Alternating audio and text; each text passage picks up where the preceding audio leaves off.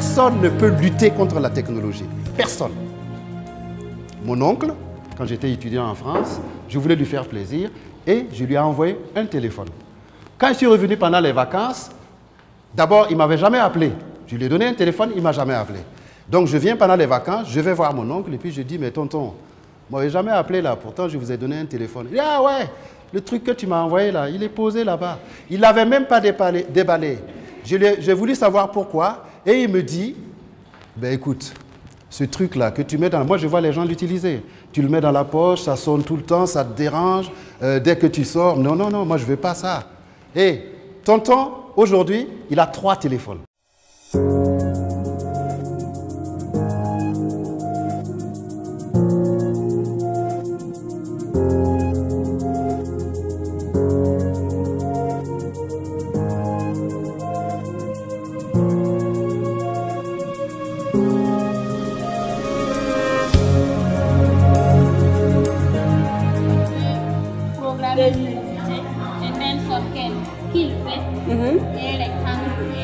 Oui, d'accord.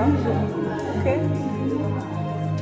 Toires est une fondation qui œuvre dans la scolarisation des jeunes filles issues de familles vulnérables.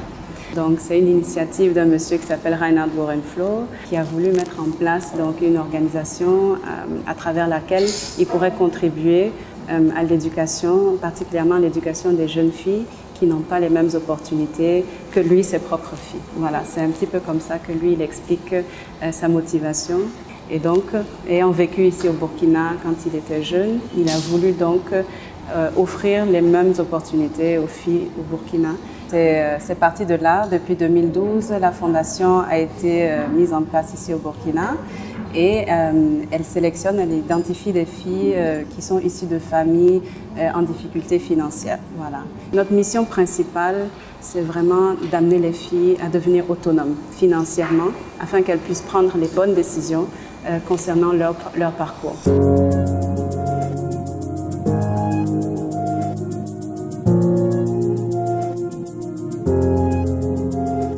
Supposons que j'ai dessiné un ballon. Sur Word, j'ai dessiné un ballon. Si j'imprime le ballon, ça sera comment? Ça sera un truc que je peux enlever et puis jouer avec. Comment est-ce que ça sera? Ça sera exactement comme un dessin, mais juste comme une image, c'est plat, c'est sur le papier. Ok. À la différence de l'imprimante qu'on connaît, l'imprimante 3D nous permet d'avoir des formes. Ok? L'imprimante 3D nous permet d'avoir des formes, c'est pour ça qu'on dit 3D. Cette formation a été initiée afin de donner des bases en programmation, robotique et en pensée algorithmique à des filles de Touareg.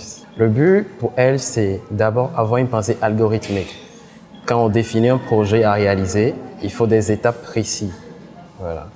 Et pour ces étapes précises, il faut des ordres d'instruction à donner soit à nos robots, soit à notre drone, ou soit à une interface qui va générer le résultat que nous voudrons. J'ai été sélectionnée pour participer à cette formation en fonction de mon travail en classe. Puisque chaque année, Touareg organise un camp vacances pour les filles, bon, les meilleures d'entre elles, celles qui ont bien travaillé en classe durant l'année scolaire.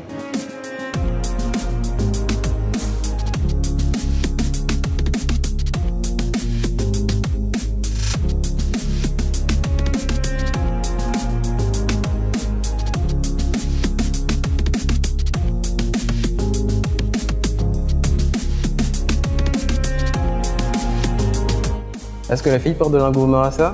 C'est normal. Vu la société, on dit que les technologies sont plus pour les garçons. Mais je vous assure que c'est faux. C'est carrément faux. Ces filles de Touareg ont montré une réelle passion pour la technologie et un réel besoin de comprendre comment marchent ces instructions. L'exemple que je peux donner, c'est quoi? On a des robots.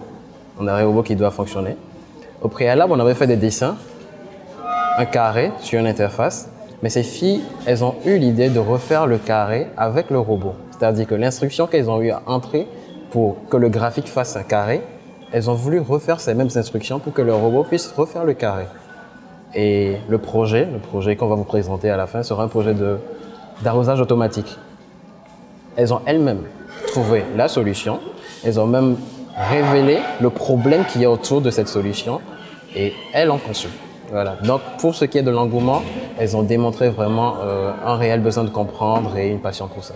J'ai réalisé un système d'arrosage automatique. Ce que je veux, c'est que lorsqu'il n'y a pas d'eau, si c'est dans un jardin, lorsqu'il n'y a pas d'eau, mon capteur d'humidité que j'ai placé, il va détecter qu'il n'y a pas d'eau. Et là, il va envoyer un signal à la LED qui se trouve là. La LED va donc s'allumer pour alerter que non, il n'y a pas d'eau. En ce moment, puisque c'est automatique, le relais que j'ai là, il est connecté avec le moteur. Et maintenant, bon, si je devais avoir ma pompe branchée au moteur ici, et en même temps que le capteur il capte qu'il n'y a pas d'eau, il envoie le signal à la LED qui s'allume. Le signal va en même temps passer au niveau du relais, puisque, vous voyez, puisqu'il n'y a pas d'eau, le relais, lui aussi, il est allumé. Voilà, il est allumé. Et en ce moment, la pompe sera en train de tourner. Le moteur sera en train de tourner la pompe qui va arroser. Et si à un certain moment, l'arrosage est assez pour le sol, le capteur d'humidité qui est au sol là, il va capter qu'il y a l'humidité. Et là, la LED, elle va s'éteindre, puisqu'on n'a plus besoin d'eau. En ce moment, puisque le moteur va s'arrêter de marcher, le relais aussi va s'éteindre. Bon, nous ne sommes pas dans un jardin, on va utiliser de l'eau avec un sachet pour voir comment le système va se comporter lorsqu'il n'y aura pas d'eau. Il y aura d'eau plutôt, je m'excuse. D'accord. Donc, voici mon capteur d'humidité du sol. Je vais le placer dans l'eau. Ça sera humide maintenant. Et là, on a entendu un bruit qui veut dire que non, le relais il s'est arrêté. Puisqu'il s'est arrêté, ça veut dire que non, il y a de l'eau. La LED qui s'allumait ici aussi, elle s'est éteinte. Comme ça. Si je ressors, manque d'eau, alors le système reprend. Si j'ai un jardin chez moi et que je travaille, je suis au service, alors je vais donc installer un système d'arrosage automatique. Je suis au service en ce moment, mais à la maison aussi, ça travaille comme si j'étais là. Les parents doivent prendre en compte le fait que les enfants peuvent apprendre de la technologie, des sciences, presque en jouant.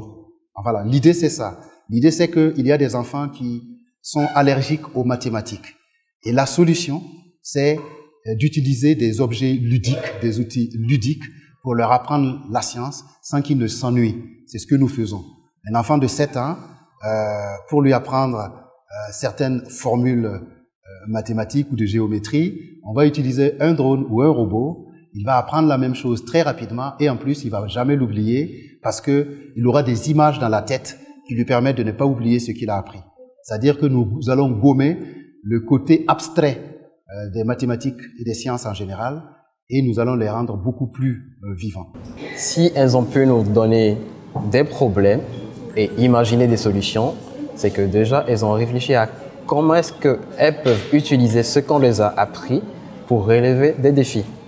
Donc pour moi, déjà qu'elles ont appris à avoir une pensée algorithmique, c'est bien évident que peu importe les problèmes qu'elles vont rencontrer dans leur vie, que ce soit dans le domaine technologique ou dans la vie courante, elles sauront qu'il faut les énumérer en des étapes et avoir des idées de solutions pour chacune d'elles.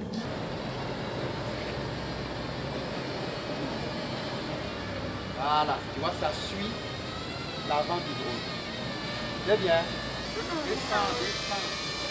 La Fondation Touarez, depuis 2012, a soutenu à peu près 16 000 filles ici au Burkina. Je pense que déjà ce bilan-là, c'est pas mal parce qu'on a soutenu des filles du CP1 jusqu'à l'université. Donc au fur et à mesure des années, depuis 2012, le programme a évolué pour devenir quelque chose de plus holistique, qui prend en compte toutes les dimensions voilà, sociales comme économiques, comme psychologiques aussi, qui peuvent poser une entrave à la réussite scolaire d'une fille. Toutes les filles qui sont ici ont du potentiel de réaliser quelque chose et de contribuer à la société. Et on veut qu'elles sachent ça. Donc nous faisons des sensibilisations sur le développement de la confiance en soi. On essaye de pousser les filles à vraiment faire une introspection et de voir maintenant qu'est-ce qui les passionne, qu'est-ce qui les motive, qu'est-ce qui les donne envie voilà, dans la vie, quel type de travail, de métier est-ce qu'elles veulent faire, pas pour obtenir un titre éventuellement, mais pour contribuer au développement de leur pays. Je veux faire la médecine. Je vais être chez Nicolas. J'aimerais être informaticienne. J'aimerais être ingénieur de bâtiment. Avec cette formation, je peux faire le plan d'une maison du MES. Avec le logiciel Scratch, je fais l'environnement, je fais tout.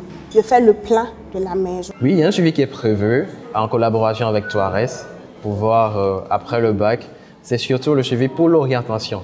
Il y a une qui m'a dit qu'elle veut faire de la chirurgie cardiaque.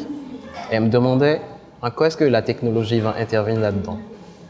L'exemple est très simple. Actuellement, on a des opérations qui sont tellement sensibles qu'on a juste besoin d'avoir un robot. Parce que le robot, il se trompe qu'à 0,0001%. Voilà. Donc, le suivi va concerner l'orientation et également comment elles grandissent, comment elles sont perçues en société. L'équipe est constituée de plusieurs assistantes psychosociales qui sont formées dans la psychologie de l'éducation et elles sont donc placées dans tous les établissements scolaires partenaires. Et c'est elles qui suivent les filles tous les jours, qui les connaissent très bien, qui connaissent leur situation familiale, ce qui fait qu'on a un taux de rétention de 99% de nos filles.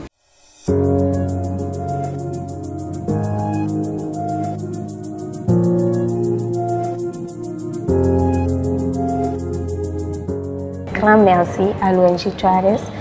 Grand merci, surtout le fondateur qui est M. Reinhard Bourenflos. Vraiment, pas seulement pour ce camp que je les remercie de très longue date. Ils sont vraiment importants pour moi, surtout pour ce camp aussi que je viens de faire. Vraiment, c'est intéressant, je les remercie. Bon, les mots me manquent, je ne sais pas.